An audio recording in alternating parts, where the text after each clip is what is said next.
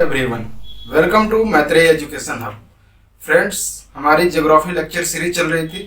इसी lecture series में आज ये नेक्स्ट लेक्चर है। तो देखते हैं कि आज के लेक्चर में आपके लिए क्या क्या है। तो शुरू करते हैं आज का लेक्चर। तो स्वागत है आपका ज्योग्राफी के लेक्चर नंबर 12 में, जिसमें हम देखेंगे वर्ल्ड्स मेजर क्लाइमेटिक जोन के बारे में पढ़ेंगे। हाँ, लेक्चर जो है, हमारी जो लेक्चर है वो बड़ी बन रही है, लेकिन इसका कारण भी यूपीएससी ही है और यूपीएससी के क्वेश्चन पूछने का पैटर्न है। क्योंकि आप जानते हैं कि यूपीएससी जो क्वेश्चन पूछती है वो इंटीग्रेटेड फॉर्म होता है, इंटर डिस्प्लिशनरी फॉर्म होता है और वो हर एक चीज़ को कंबाइन करके क्वेश्चन पूछता है। ऐसा नहीं है कि वो अगर क्लाइमेटिक जोन से पूछ रहा है तो उसका सिर्फ एक एस्पेक्ट देख रहा है। उसके जो बहुआयामी जो एस्पेक्ट हैं, मल्टी डायमेंशनल अप्रोच को वो अपनाता है। 4 ऑप्शन दिए होते हैं। 4 ऑप्शन में से आपको एक ऑप्शन किसी दूसरे डायमेंशन से होगा, दूसरा ऑप्शन किसी दूसरे डायमेंशन से होगा। तो चारों जो ऑप्शन है उसके अलग अलग डायमेंशंस होते हैं और अगर आप वो सारे डायमेंशंस को पढ़कर नहीं जाओगे तो एग्जामिनेशन में कंफ्यूज करोगे और क्वेश्चन गलत करके आओगे। तो उस लेवल से पढ़ने की क्या ज़रूरत है कि जिससे हम क्वेश्चन गलत ही कर रहे हैं।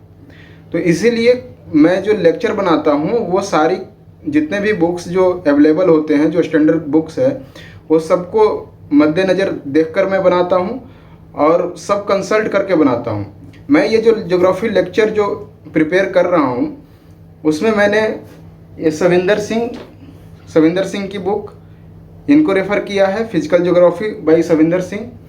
फिर जीसी लियोंग को रेफ़र किया है, ये देखिए जीसी लियोंग। और एनसीईआरटी के इनपुट्स तो होते ही हैं, NCERT is the standard book और वो तो मेन होता ही है। और साथ साथ मैं क्वेश्चन बैंक को भी अपने साथ रखता हूँ ताकि पता चले कि हाँ कि किस नेचर से क्वेश्चन पूछ रहा है। और ये जो क्वेश्चन पूछने का तरीका है उसी वजह से मैं ये जो लेक्चर हमारी जो होती है वो लेंदी बनती है, क्योंकि हम हर एक डायमेंशन पर उस पर फोकस करते हैं। लेक्चर के बाद फिर और कोई डायमेंशन बच नहीं जाता और हमारा क्वेश्चन ईजिली से सॉल्व हो जाता है। आपने देखा भी होगा कि मैं जो लेक्चर प्रिपेयर करता हूँ उसमें मैं जितने भी क्वेश्चन पूछे गए होते हैं प्रीवियस ईयर के, उन सबको डिस्कस करता हूँ, चाहे मेंस हो या फिर प्रीलिम्स हो। तो इसी वजह से हमारा जो लेक्चर है वो लेंदी बनता है। तो इससे कोई घबराए नहीं आप। आपको अगर दिक्कत हो रही है कि लेक्चर बहुत ज़्यादा लेंदी हो जा रहा है, आप देखने में अगर कठिनाई महसूस हो रही है आपको, तो आप कुछ पार्ट टाइम स्लॉट बांट लें और कुछ पार्ट एक टाइम स्लॉट में देख लें, उसके बाद पॉज कर दें, फिर दूसरे स्लॉट में दूसरा भाग देख लें उसका। तो इस तरह से आपका काम पूरा हो जाएगा। लेकिन अगर क्वेश्चन सॉल्व करना है तो सारी चीज़ों को तो जानकारी होनी ही चाहिए ना। तो देखते हैं कि आज के लेक्चर में हमारे लिए क्या क्या है। तो आज के लेक्चर का मैं जो ओवरव्यू दूं तो हम जो है क्लाइमेटिक जोन के बारे में पढ़ रहे हैं और climatic zone mainly 10 to 11 parts में डिवाइडेड है। 11 टाइप्स ऑफ क्लाइमेटिक जोन है। जैसे कि आप ये देख सकते हो कि इक्वेटोरियल जोन यानी कि इक्वेटोरियल क्लाइमेटिक जोन है जो, उसके बाद सवाना है, हॉट डेजर्ट है, मॉनसून है, मेडिटेरियन है, चाइना टाइप और ये मिड कॉन्टिनेंटल जोन भी आता है यहाँ पर। उसके बाद फिर वेस्ट यूरोपियन है, स्टेपी है, टाइगा है और फिर टुंड्रा है। और इनकी जो डिस्ट्रीब्यूशन है वो लैटिट्यूडनल डिस्ट्रीब्यूशन है, लैटिट्यूड के अनुसार है। आप ये देख सकते हो कि इक्वेटर पे जो है वहाँ पे इक्वेटोरियल हम लोग ट्रॉपिकल जोन बोलते हैं। उसके बाद फिर सवाना आता है, फिर हॉट डेजर्ट आता है। तो इसका जो है लैटिट्यूडनल वेरिएशन हो रहा है। आपको पता होना चाहिए कि इसकी लोकेशन जो है कितने से कितने लैटिट्यूड पे वेरी कर रही है, ठीक है। तो ये वीडियो लेक्चर ज़्यादा बड़ा ना बने, इसी वजह से मैंने क्या किया है कि मैं एक दिन में सारे जो क्लाइमेटिक जोन है वो सारे क्लाइमेटिक जोन को डिस्कस नहीं करूँगा, लेकिन हाँ इसमें इंफॉर्मेशन पूरी होगी। हम लोग 1 या 2 ही क्लाइमेटिक जोन डिस्कस करेंगे एक लेक्चर में और फिर इसी तरह से हम आगे बढ़ेंगे और उसके सारे डायमेंशंस को हम लोग कवर करते चलेंगे।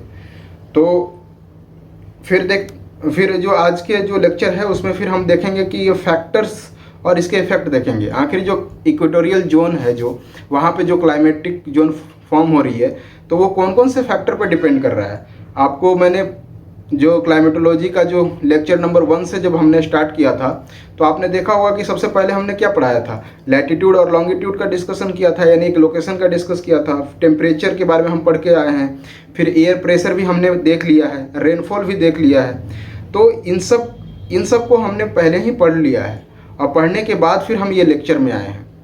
तो आपको ये समझने में जो क्लाइमेटिक जोन है वो बहुत ही आसान होगा, क्योंकि आपने ये सब पहले पढ़ लिया है। अगर आप नए हो हमारे चैनल पे तो फिर जाकर पहले वो सब वीडियो देखें, तो आपको बहुत ढंग से समझ में आएगा और कोई कंसेप्ट छूटेगा नहीं। उसके बाद जो फैक्टर्स तो हम देखेंगे ही, उसके अलावा फिर हम लोग इफेक्ट्स देखेंगे।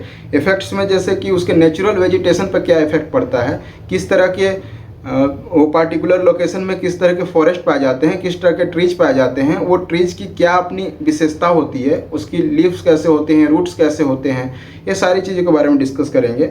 और उसके बाद इसका इफेक्ट एक तो वेजिटेशन पर होगा यानी कि प्लांट्स पे होगा, दूसरा कि ह्यूमन पर होगा और ह्यूमन रिलेटेड जो एनिमल्स हैं उन पर होगा। ह्यूमन रिलेटेड एनिमल्स कहने का मतलब है कि आदमी क्या करता है, डोमेस्टिकेट करता है एनिमल्स को। अब वो किस तरह का एनिमल डोमेस्टिकेट करेगा उस क्लाइमेटिक जोन में, वो डिपेंड करेगा इन फैक्टर्स पे, ठीक है।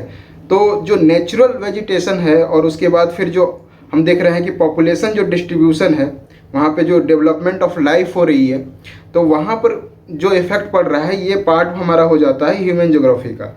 This is the part of human geography. अगर आप ये बोलोगे तो ह्यूमन ज्योग्राफी भी हम लोग साथ साथ करते चलेंगे, क्योंकि यहाँ पर अगर हम सारे फैक्टर्स को समझ ले रहे हैं तो उसका इफेक्ट समझना बहुत ही आसान है और बहुत ही सरल भाषा में हम लोग समझ सकते हैं। देखिए क्या होता है ना कि लेक्चर बड़ा होने का कारण एक ये भी है, मैं बार बार ये फोकस कर रहा हूँ, आपको बताने की कोशिश कर रहा हूँ कि लेक्चर आखिर बड़ा क्यों बन रहा है। तो लेक्चर बड़ी होने के कारण ये भी है कि हम सिर्फ यहाँ फैक्ट्स नहीं बताते हैं, बल्कि आपको वो फैक्ट के पीछे जो कारण है कि आखिर वो जो कंडीशन वहाँ बन रही है, कोई भी कंडीशन बन रही है, कोई भी उससे फैक्ट हमें पता चल रहा है, लेकिन वो फैक्ट के पीछे कुछ का कारण तो होते होंगे ना, कुछ रीजन होता होगा, तो उस रीजन को भी तो हम डिस्कस करते चलते हैं। और जब आपको रीजन पता होगा तो आप एग्जामिनेशन हॉल में भले ही आप उसके फैक्ट्स भूल गए हों, लेकिन अगर आपको रीजन पता है तो आप इजीली क्वेश्चन सॉल्व कर ले जाओगे, ठीक है। तो हम लोग सब चीज़ पूरा मल्टी डायमेंशनल हम लोग डिस्कस करते हैं, इसीलिए हमारा लेक्चर बड़ा होता है। और एक स्टोरी के फॉर्म में, एक बात कहने की फॉर्म में अगर हम उसको सुनते हैं तो लंबे समय तक हमें याद रहता है। और अगर आप फैक्ट्स सीधे आप रट लोगे तो आपको आज रट लो, एक हफ्ते बाद भूल जाओगे, अगर रिवीजन नहीं किया तो 1 महीने बाद भूल जाओगे। तो उस तरह की पढ़ाई करने से कोई फ़ायदा तो है नहीं। तो देखते हैं कि आज हम जो डिस्कस करने वाले हैं, इक्वेटोरियल और ट्रॉपिकल रेन फॉरेस्ट के बारे में डिस्कस करने वाले हैं। इक्वेटोरियल जो ट्रॉपिकल रेन फॉरेस्ट क्लाइमेट के बारे में डिस्कस करने वाले हैं। और मैंने आगे ही बताया कि हम लोग किन किन फैक्टर्स को देखेंगे, location, temperature, air pressure, rainfall, ये सब के बारे में देखेंगे कि उस जोन में ये कैसे कैसे वेरिएशन आ रहा है इनमें। तो जो इक्वेटोरियल जो है, यहाँ पर आप देखो जो इक्वेटोरियल रीजन है वो कहाँ पर आ रहा है, ये देखो, ये इक्वेटर के पास इसकी जो लोकेशन है, इसकी जो वेरिएशन है वो 5 degree to 10 degree both in northern hemisphere and southern hemisphere में होगी। और कुछ किताबों में जैसे जीसी लियोंग में 10 degree north to 10 degree south का वेरिएशन इसमें लिखा हुआ है। तो अगर ये इसमें से कोई भी दिया हुआ है तो समझ लो आपकी ये इक्वेटोरियल क्लाइमेटिक जोन के बारे में बात कर रहा है, यानी कि ट्रॉपिकल रेन फॉरेस्ट क्लाइमेट के बारे में बात कर रहा है। आप इससे कंफ्यूज नहीं होइएगा। यूपीएससी का जो पूछने का तरीका है क्वेश्चन का इस जो क्लाइमेट जोन से, ये बहुत ही मतलब कि अलग अलग डायमेंशन है इसका पूछने का। कभी कभी ये बोल देता है कि करैक्टरिस्टिक दे दिया, वहाँ की वेजिटेशन का करैक्टरिस्टिक दे दिया, वहाँ की क्लाइमेटिक कंडीशन दे दिया, और बोलेगा कि ये 4 ऑप्शन दे देगा कि इसमें से कौन सा सही है। आप अभी देखोगे कि इससे जो क्वेश्चन आया हुआ हम डिस्कस करेंगे तो आपको क्लियर हो जाएगा। तो इसकी जो लोकेशन हमने देख लिया कि ये लैटिट्यूड किस लैटिट्यूड से वेरिएशन हो रहा है, इसका कौन कौन लैटिट्यूड तक है ये फैला हुआ। 10 degree north to 10 degree south तक जो है इक्वेटोरियल क्लाइमेटिक जोन आता है। अब कौन कौन से कंट्रीज हैं इस जोन में जहाँ पे इक्वेटोरियल क्लाइमेटिक जोन आएगा, तो आप ये देखो कि अमेजन बेसिन, ये पूरा अमेजन बेसिन आएगा वहाँ पे। उसके बाद फिर इक्वेटोरियल गुयाना है, कॉन्गो बेसिन है। उसके बाद फिर जो मलय और इंडोनेशिया जो पेनिसुला, इंडो मलय पेनिसुला जो है वो पूरी की पूरी ये इक्वेटोरियल क्लाइमेटिक जोन में आता है। आप देख लो कि ये 0 डिग्री यानी कि इक्वेटर इससे क्रॉस पास हो रहा है। और यहाँ पर ये पूरे रीजन में जो जहाँ जहाँ से इक्वेटर क्रॉस हो रहा है वहाँ पर क्या हो रहा है, ये इस तरह की क्लाइमेटिक जोन पैदा हो रही है। अब आप बोलोगे कि यहाँ पर ठीक है कि ये इक्वेटर यहाँ से क्रॉस किया, आपके दिमाग में ये क्वेश्चन आना चाहिए कि जब ये क्रॉस कर रहा है तो यहाँ पर क्यों नहीं बन रहा है ये जोन। तो यहाँ पर मैं आपको बता दूं कि ये जो साउथ अमेरिका है, यहाँ पर कौन सी एक माउंटेन है, एंडीज माउंटेन है। और एंडीज माउंटेन के होने से कारण क्या होता है कि टोपोग्राफी चेंज हो जाता है। ठीक है, वहाँ पर जो माउंटेन की क्लाइमेट है, आपको पता होगा, मैंने बताया था आपको कि माउंटेन जो है वहाँ पर उसके जो टॉप पर अगर हम जाएंगे, धीरे धीरे उसके टॉप पर जाएंगे तो क्लाइमेटिक जो कंडीशन है वो चेंज होती जाती है और वो उतनी ज़्यादा वो हीटअप नहीं होती है। और जो टॉप ऑफ द माउंटेन है वहाँ पर तो बर्फ़ भी पड़ जाते हैं, स्नोफॉल भी होता है। तो इस वजह से यहाँ पर क्या होगा, वो इक्वेटोरियल क्लाइमेट की कंडीशन नहीं बनेगी। वही कारण है ये वाली जोन में। तो इस तरह से ये जो कारण है कि इस जोन में यहाँ पर इक्वेटर से के पास होते हुए भी यहाँ पर क्या है कि इक्वेटोरियल क्लाइमेटिक जोन नहीं बन रहा है। ठीक है, तो ये याद रखिएगा स्पेसिफिकली कि कौन कौन से कंट्रीज हैं, कौन कौन से जोन हैं जहाँ पर इक्वेटोरियल क्लाइमेटिक जोन है। तो देखिए, अमेजन बेसिन है, गुयाना है, इक्वेटोरियल गुयाना है, कॉन्गो बेसिन है, फिर ये मेडागास्कर में भी, मेडागास्कर जो ईस्टर्न मेडागास्कर है वहाँ भी इक्वेटोरियल क्लाइमेटिक जोन है, सुमात्रा है, मलय पेंसुला मैंने पूरा बोला आपको, है ना, बोर्नियो और सिंगापुर और फिलीपींस। तो इन सब जो जोन है यहाँ पर इक्वेटोरियल क्लाइमेटिक जोन है। ठीक है, अब दूसरा फैक्टर देखते हैं कि टेम्परेचर की वेरिएशन कैसी होती है। तो मैंने आपको बताया था कि इक्वेटर पे जो सन है लगभग through out the year vertically पड़ता है। वर्टिकली पड़ने से क्या होगा, यहाँ पे इंसोलेशन काफ़ी ज़्यादा होगा, insolation will be very large. तो ज़्यादा अमाउंट में इंसोलेशन होगा तो क्या होगा कि वहाँ पर जो कन्वेक्शनल जो रेनफॉल की स्थिति बनेगी कि क्योंकि ग्राउंड जो है बहुत ज़्यादा हीटअप हो जाएगा। हीटअप होने से क्या होगा, जो वार्म एयर हैं वो ऊपर की ओर उठेंगी एटमॉस्फेयर में और एडियाबेटिकली क्या होंगी, वो कूल होंगी। और कूल होने के बाद क्या होगा कि एक रिलेटिव ह्यूमिडिटी जैसे 100% से एक्सीड करेगा तो कंडेंसेशन होकर और वो बारिश कर देगी। तो इक्वेटर पर क्या होता है ना कि सुबह जो है होता है पूरा आसमान क्लियर होता है, धीरे धीरे जैसे जैसे दिन चढ़ते हैं, डे जैसे जैसे बीतता है तो क्या होगा कि सूरज की जो रोशनी है वो पड़ने के कारण क्या होगा कि जो ग्राउंड सरफेस है वो बहुत ज़्यादा हीटअप हो जाएगा। और 12 बजे 1 बजे के लगभग 2 बजे के लगभग 2 PM है वहाँ के उस अराउंड पूरे क्या होता है कि क्लाउड फॉर्मेशन हो जाता है और एक निम्बस क्लाउड यानी कि पूरा घने काले बादल छा जाते हैं और फिर बाद में 3-4 बजे तक वहाँ पे बारिश हो जाती है और फिर से जो क्लाउड है, जो आसमान है, जो स्काई है वो क्लियर हो जाता है। तो ये फिनोमेना चलते रहता है। ठीक है, ये रिपीटेशन ये चलते रहता है एक साइकिल के रूप में कि स्काई क्लियर होता है, फिर से क्लाउड फॉर्म होंगे, फिर से बारिश होगी। और बारिश जब होती है तो बहुत तेज़ बारिश होती है, लेकिन वो शॉर्ट ड्यूरेशन की बारिश होती है। ये मैंने रेनफॉल वाले लेक्चर में बताया था आपको, तो ये आपको दिक्कत नहीं होनी चाहिए इसमें। जो टेम्परेचर का जो वेरिएशन है यहाँ पर, तो रेंज ऑफ टेम्परेचर आप देख लो कि ज़्यादा रेंज ऑफ टेम्परेचर नहीं है। आप 24 डिग्री सेल्सियस से 27 डिग्री सेल्सियस, ठीक है, डे टाइम का जो टेम्परेचर है अप टू 34 डिग्री सेल्सियस और नाइट टाइम का जो टेम्परेचर 21 डिग्री सेल्सियस 20 से 24 डिग्री सेल्सियस। अब आप ये देख लो कि जो डे और नाइट में जो दोनों के बीच में जो गैप है बहुत कम है, लेकिन इक्वेटोरियल रीजन के जो लोग हैं वहाँ पर इस टेम्परेचर में इस तरह से हैबिचुएटेड हैं कि थोड़ा सा भी अगर टेम्परेचर डाउन होता है ना तो उनको ठंड लगने लगती है। ठीक है, तो क्योंकि वो जो है वो बहुत गर्म, बहुत ज़्यादा टेम्परेचर के आदी हो चुके हैं, वो एडेप्टेड हैं उसके। तो थोड़ा सा भी अगर टेम्परेचर डाउनफॉल होगा तो उनको एक बहुत ज़्यादा सर्दी लगने लगती है और उनको कुछ ओढ़ने की ज़रूरत महसूस होती है। लेकिन अगर हम लोग अपनी कंडीशन की बात करें तो वहाँ पर हमारे लिए बहुत ही हार्श कंडीशन होगा और हम लोग वहाँ पर रह नहीं सकते हैं। प्रेसिपिटेशन बहुत ज़्यादा होता है, ह्यूमिडिटी बहुत ज़्यादा होता है। ह्यूमिडिटी ज़्यादा होने के कारण क्या होता है, हमेशा चिपचिपा सा एक मौसम बना रहता है, लोगों का वहाँ पे हमेशा स्वेटिंग होती रहती है। ठीक है, तो एक बहुत ही जो ह्यूमिडिटी की कंडीशन होती है कि जो कि लिवेबल नहीं है। वहाँ पर आप देखोगे कि जो मैं ह्यूमन ज्योग्राफी जो मैंने बोला है कि साथ साथ अगर मैं करवाऊँगा तो आपको मैं बताऊँगा कि वहाँ पर जो ये क्लाइमेटिक कंडीशन की वजह से ही वहाँ पर लोग ना काफ़ी ज़्यादा लेथार्जिक हैं, बहुत ही आलसी लोग हो जाते हैं, आलसपन होता है और लगभग मतलब कि उनकी जो लाइफ एक्सपेक्टेंसी है वो भी बहुत ही कम है। ठीक है, वहाँ पे इम्यूनाइजेशन नहीं है, इम्यूनाइजेशन बहुत तरह की बीमारियाँ हैं, मलेरिया वहाँ पर बहुत ज़्यादा, येलो फीवर की बीमारी है वहाँ पर, तो लोग बहुत ज़्यादा जी नहीं पाते हैं। और बिल्कुल वहाँ पर जो डेवलपमेंट नाम की कोई चीज़ नहीं है, क्योंकि वैसी वो रीजन है, ऐसा रीजन है कि वहाँ पे डेवलपमेंट बहुत ही ज़्यादा इकोनॉमिकल कॉस्ट के साथ आता है, जो कि हम आगे भी ह्यूमन ज्योग्राफी में डिस्कस करेंगे। ठीक है, अब मैंने आपको बताया कि थ्रू आउट द ईयर यही टेम्परेचर मेंटेन होता है, तो इसका मतलब क्या हुआ कि वहाँ पे विंटर लेस होता है, विंटर कोई कभी आता ही नहीं है, क्योंकि थ्रू आउट द ईयर सन तो वर्टिकली वहाँ पे पड़ रहा है, विंटर यहाँ पे नहीं आएगा। इसको सीजन लेस भी बोलते हैं जोन। तो आपको याद रहना चाहिए कि ये विंटर लेस है एंड सीजन लेस है। कभी भी पीएससी मतलब कि ऑप्शन में डाल दे ये कि कौन सा ऐसा जोन है, कौन सी ऐसी क्लाइमेटिक जोन है जहाँ पे विंटर नहीं होता, विंटर लेस है एंड सीजन लेस है, तो that one is the equatorial climatic zone. ठीक है, लेकिन हाँ इसमें समर तो होता ही है, पूरे through out the year summer रहता है, तो समर लेस ये नहीं है। ये हुआ टेम्परेचर की बात। अगला जो फैक्टर है वो हम देखते हैं एयर प्रेशर। आपको जब मैं एयर प्रेशर वाला जो लेक्चर है वहाँ पर मैंने आपको बताया था कि इक्वेटोरियल जो रीजन है वहाँ पर कौन कौन से हवाएं चलती है। तो एक तो है कि दोनों तरफ से कन्वर्ज होकर ट्रेड विंड आती हैं। ठीक है, नॉर्दर्न हेमिस्फेयर से एंड साउदर्न हेमिस्फेयर में दोनों हेमिस्फेयर से क्या होता है, जो ट्रॉपिकल विंड है वो वहाँ पे कन्वर्ज होता है, इसीलिए वहाँ पर इंटर ट्रॉपिकल कन्वर्जेंस जोन पैदा होता है, बनता है, फॉर्मेशन होता है। ठीक है, तो सबसे पहले तो एक ट्रेड विंड चलेगा वहाँ पर।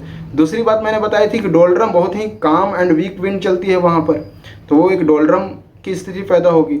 और तीसरी मैंने बताया था कि वहाँ पे एक वेस्टर्ली भी चलती है। ठीक है, तो ये तीन तरह का हो गया कि इक्वेटोरियल वेस्टर्ली होता है, डोल्ड्रम होता है, और ITCZ जो है की फॉर्मेशन होती है, वहाँ पर ट्रेड विंड चलती है। और आपको मैंने बताया था कि ये जो बेल्ट है वो क्या है, लो प्रेशर बेल्ट है, thermally induced low pressure belt है। क्यों? क्योंकि सन के प्रभाव से क्या होगी कि सरफेस बहुत ज़्यादा ही हॉट हो जाएगी, एयर क्या होगी हल्का होकर ऊपर की ओर उठेंगी, तो जो ग्राउंड सरफेस पे जो होगा वो क्या होगा, वहाँ पे लो प्रेशर फॉर्म होगा, तो इसीलिए ये लो प्रेशर बेल्ट है।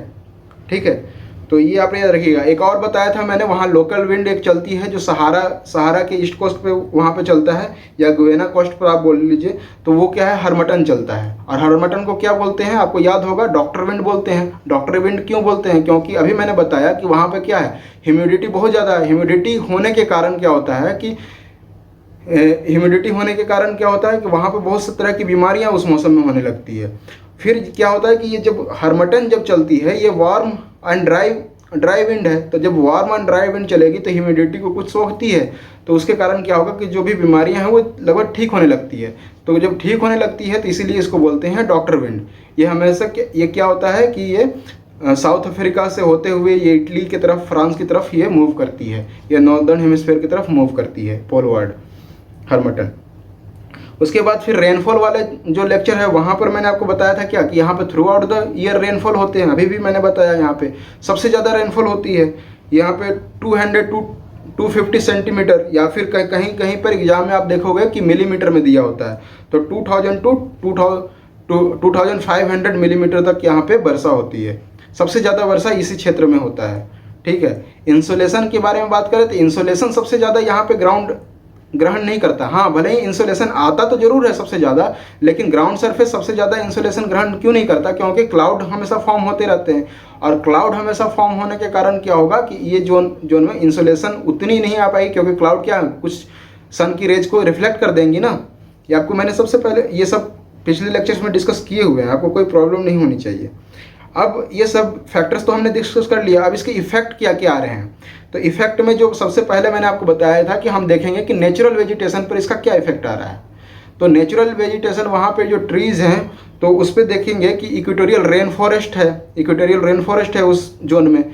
ठीक है, और यहाँ पर जो ट्रीज है उसकी डाइवर्सिटी इतनी ज़्यादा होती है, बहुत ज़्यादा डाइवर्सिटी होती है, बहुत ज़्यादा स्पेसिस होंगे ये कम ही क्षेत्र में। अगर आप एक पार्टिकुलर एरिया ले लो तो उसमें है जो है इक्वेटोरियल जोन में बहुत सारे आपको डिफरेंट तरह के स्पेसिस दिखाई देंगे। ये इसीलिए यहाँ पे एवरग्रीन फॉरेस्ट भी बोला जाता है इसको। एवरग्रीन फॉरेस्ट, एक बार यूपीएससी क्वेश्चन भी पूछिए कि एवरग्रीन फॉरेस्ट का मतलब क्या हुआ। इसका क्या ये मतलब होता है कि कभी भी वहाँ की जो पेड़ हैं तो पत्तियाँ कभी भी नहीं गिराएंगी, वहाँ पे जो लीफ फॉल नहीं होगा, तो ऐसा नहीं है।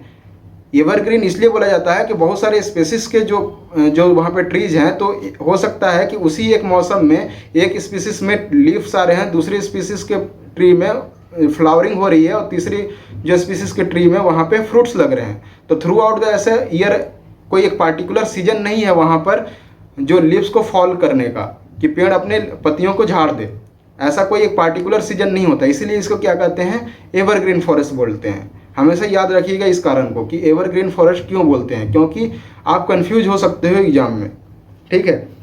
दूसरी बात कि बहुत ही लार्ज और बहुत ही टॉल जो जो ट्रीज होते हैं बहुत ही टॉल होते हैं वहाँ पे, और इतनी ज़्यादा जो बारिश होती है, ज़्यादा बारिश होने के कारण क्या होता है कि जो टॉप मोस्ट जो सॉइल का जो लेयर है वो क्या होता है कि रन ऑफ हो जाता है।